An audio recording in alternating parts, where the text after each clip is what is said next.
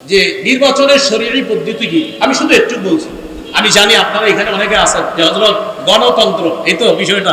আচ্ছা, একটু মন দিয়ে শোনেন 2 মিনিট। আচ্ছা, গণতন্ত্র এই বিষয়টা কি 1863-তে আপনার আব্রাহাম লিঙ্কনের সেই যে এক ধারা সে আবিষ্কার করলো যে democracy is the government of the people, by the people and for the people.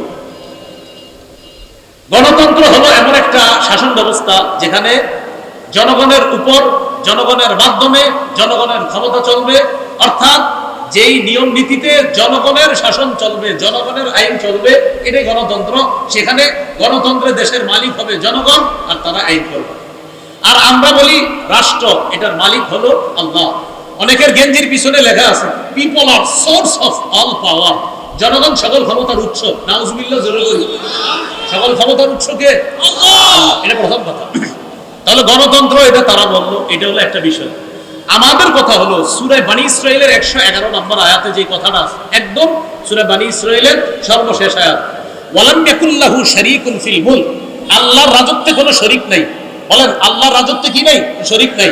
দেশের রাজত্ব কার? এই আল্লাহর রাজত্বে কোনো শরীক নাই। এটা ইসলামী আকীদা যে দেশের রাজত্ব হবে এটা আল্লাহর মালিকানা। এটা গণতন্ত্র, এটা মালিক হবে না। এটা আমাদের ইসলামী মূল্যবোধে বিশ্বাসীদের আকীদা। আচ্ছা, সূরা ইউসুফের 40 নম্বর আয়াতে আছে ইনিল হুকমু ইল্লা লিল্লাহ, বিচার ব্যবস্থা শুধুমাত্র আল্লাহর পক্ষ থেকে হবে। আল্লাহই বিধানদাতা, আল্লাহই বিধান করবে। কথা সঠিক। এটা হলো প্রথম কথা। দ্বিতীয় কথা, খুব ভালো করে মনে রাখবেন, ইসলামী হুকুম অনুযায়ী গণতন্ত্রের যেই বিধান, এই বিধানকে মানতে হবে। এই বিধান না মানার কোনো সুযোগ নাই। ইসলামী হুকুম অনুযায়ী গণতন্ত্রের পক্ষে কেউ না, কোনো ওলামায়ে কেরাম না। এটা হলো দ্বিতীয় কথা। এবার মূল কথাটা শুনেন। তাহলে হুজুর যেহেতু গণতন্ত্রের পক্ষে না, তো কি করবো? এখন ওলামায়ে কেরামের মধ্যে 2 দল। একদল বলেন গণতন্ত্রের বর্তমান পদ্ধতিতে দেশে স্বেচ্ছায় অথবা ইচ্ছায়, ইচ্ছা করে হোক স্বেচ্ছায় হোক, মানুষকে বাধ্য করা হচ্ছে এই পদ্ধতিতেই মানুষ যেন তাদের ক্ষমতা প্রতিষ্ঠিত করে, মানুষকে বাধ্য করা হচ্ছে। বাধ্য করার কারণে ওলামায়ে কেরাম আজিমত এবং রুখসতের মাসালার মধ্যে রুখসতটা গ্রহণ করে ওলামায়ে কেরাম চিন্তা করলেন, যদি ওলামায়ে কেরাম দায়িত্ব না নেয়, নাস্তিকদের হাতে দেশ চলে যাবে। ওলামায়ে কেরাম যদি দায়িত্বে না আসে, তাহলে ইসলামী বিরোধী যারা শক্তি আছে তারা এদেশে তাদের শক্তিশালী পাকাভুক্ত হবে। তখন ওলামায়ে কেরামের মধ্যে একদল বলেন, সুতরাং নাস্তিকবাদী শক্তিকে রহিত করার জন্য এই পদ্ধতিতে জনগণের অংশগ্রহণ গ্রহণ করা আবশ্যক। এটা একদলের অভিমত। আরেকদল বলেন জায়েজ। একদল বলছে আবশ্যক, আরেকদল বলছে এটা জায়েজ। এই পদ্ধতিতে অংশগ্রহণ করে নাস্তিকবাদের বিরোধিতা করা এবং আল্লাহর হুকুম পৃথিবীতে প্রতিষ্ঠিত করার জন্য চেষ্টা করা। মানে আমি জানতে চাই, আমাদের আবরার ভাই এখানে আছে, আপনার তো এই নিয়তে আছে নাকি অন্য কোনো নিয়ত? আমাদের আবরার ভাই মাশাআল্লাহ ইনশাআল্লাহ সিলেটের এমপি হবে, আল্লাহ কবুল করেন। যাই হোক, আবরার ভাইয়ের সাথে আমার ভালো পার্সোনাল সম্পর্ক, একটু মধুর, এই জন্য একটু হাসাহাসি করলাম। আপনারা আবার দোয়া করেন, অন্তর থেকে দোয়া করেন, আল্লাহ তৌফিক দান করেন। এখন এই পদ্ধতিতে জনগণ অংশগ্রহণ করবে, করার পর এখানে মনে রাখতে হবে 4টা কথা। বলেন, সাক্ষ্য, সুপারিশ, প্রতিনিধি, আমানত। সাক্ষ্য, সুপারিশ, প্রতিনিধি নির্বাচন, উকিল নির্বাচন, আমানত। এই 4টা কথা। এবার বলেন, ভোট মানি হলো সাক্ষ্য দেওয়া, সুপারিশ করা, উকিল নিযুক্ত করা, আমানত রক্ষা করা।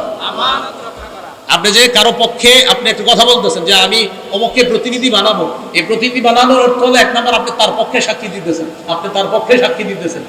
এই সাক্ষী আপনি তার পক্ষে, এটা যে দিতেছেন এটা বুঝে শুনে আপনি তার পক্ষে সাক্ষী দিতে হবে। এটা হলো 1 নম্বর কথা। তো এই যে 2 নম্বর কথা, সুপারিশ করা, সূরা নিসার 85 নম্বর আয়াতে আছে, মাইয়াশফা শাফাআতান হাসানা ইয়াকুল্লাহু নাসিবুম মিনহা, যে সঠিক ব্যাপারে সুপারিশ করবে, সুন্দর সুপারিশ করবে, এটা সওয়াব সে পাবে। ওমাইয়াশফা শাফাআতান সাইয়্যিআ, আর যে ব্যক্তি খারাপ ব্যাপারে সুপারিশ করবে, ইয়াকুল্লাহু কিফলুম মিনহা, সে এটার গুনাহের অংশ পাবে। এবার বুঝেন, একজন আল্লাহওয়ালা ব্যক্তি আর একজন খারাপ ব্যক্তি, একজন তাকওয়াবান মানুষ, তাকেও চাইলে আমি নির্বাচন করতে পারি, আর একজন খারাপ মানুষ তাকেও নির্বাচন করতে পারি। এই আল্লাহওয়ালা মানুষকে আমি তার পক্ষে কথা বলা মানে হলো ভালো কাজের সুপারিশ করা, খারাপ মানুষের পক্ষে কথা বলা মানে খারাপ কাজে সুপারিশ করা। খারাপ কাজে যদি সুপারিশ করি কিয়ামতের ময়দানে আল্লাহর কাছে আমাকে দাঁড়াতে হবে। তাহলে 1 নাম্বার সাক্ষ্য দেওয়া, আমি সাক্ষ্য দিচ্ছি। 2 নাম্বার আমি সুপারিশ করতেছি। 3 নাম্বার আমি উকিল নিযুক্ত করতেছি, প্রতিনিধি নিযুক্ত করতেছি আমার পক্ষ থেকে। আমরা যাকে দায়িত্বশীল বানাবো তিনি আমাদের পক্ষ থেকে ওকালতি করবে, আমাদের প্রতিনিধিত্ব করবে। 4 নাম্বার আমানত, এটা একটা আমানত। প্রিয় ভাইরা, এই আমানত যেন অপাত্রে না করে। আর মুফতি শফি রহমতুল্লাহ আলাইহি লেখছেন 3টা, সাক্ষ্য, সুপারিশ আর হলো প্রতিনিধিত্বের অথরিটি প্রদান করা। এই 3 ক্ষেত্রে মুসলমান বুঝে শুনে পা বাড়াতে হবে। আমি আপনি আগামীতে এই 3টি বিষয় মাথা রাখবো যে আমি কিন্তু কারো পক্ষে হয়তো সাক্ষী দিতে হবে, আমি কারো পক্ষে সুপারিশ করতে হবে, আমি জনগণের জন্য কাউকে প্রতিনিধি নিযুক্ত করতে হবে। আল্লাহ, আমার সাক্ষ্যটা যেন অন্যায়ের পক্ষে না হয়, আমার সুপারিশ যেন অন্যায়ের পক্ষে না হয়, আমি যাকে প্রতিনিধি বানাবো তিনি যেন কোনো খারাপ মানুষ না হয়। প্রিয় ভাইয়েরা, এই 3টা কথা আরো প্রত্যেকে 10 জনকে জানায় দিবেন যে আগামীতে 3টা কথা মাথায় রাখবা।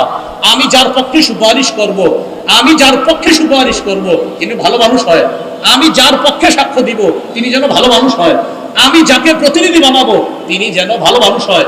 এই কথাটা পরিবারে আলোচনা করবেন, সারা দেশে আলোচনা করবেন, আরো 10 জনকে জানায় দিবেন, শোনো তুমি কিন্তু সাক্ষ্য দিচ্ছ, এটা ভালোর পক্ষে দিতে হবে। শোনো তুমি সুপারিশ করতেছো, ভালোর পক্ষে সুপারিশ করতে হবে। শোনো তুমি কিন্তু প্রতিনিধি নির্বাচন করতেছো, এই গরিব মানুষগুলার একজন প্রতিনিধি বানাইতেছো। সাবধান, খারাপ মানুষকে যেন তুমি প্রতিনিধি না বানাও, ভালো মানুষকে তোমার প্রতিনিধি বানাতে হবে। মুফতি শফি রহমতুল্লাহ আলাইহি বলছেন 3টা, আর তাফসীরের কিতাব ঘাটাঘাটি করলে পাবেন 4টা, সাক্ষ্য, সুপারিশ, উকিল নিযুক্ত করা আর হলো আমানত। এই 4টি বিষয় সামনের দিকে আমরা রেখে কোরআন সুন্নাহ অনুযায়ী ইনশাআল্লাহ আমাদের পাগুলো যেন সামনে বাড়াতে পারি, উলামায়ে কেরামের পরামর্শে যেন চলতে পারি। আল্লাহ তৌফিক দান করেন। আজকে এইখানে যারা আছেন এই 4টা ক্ষেত্রে আমরা খেয়ানত করব না, হাত তুলে ওয়াদা করি ইনশাআল্লাহ। রাজি আছেন ইনশাআল্লাহ সকলে? আসসালামু আলাইকুম।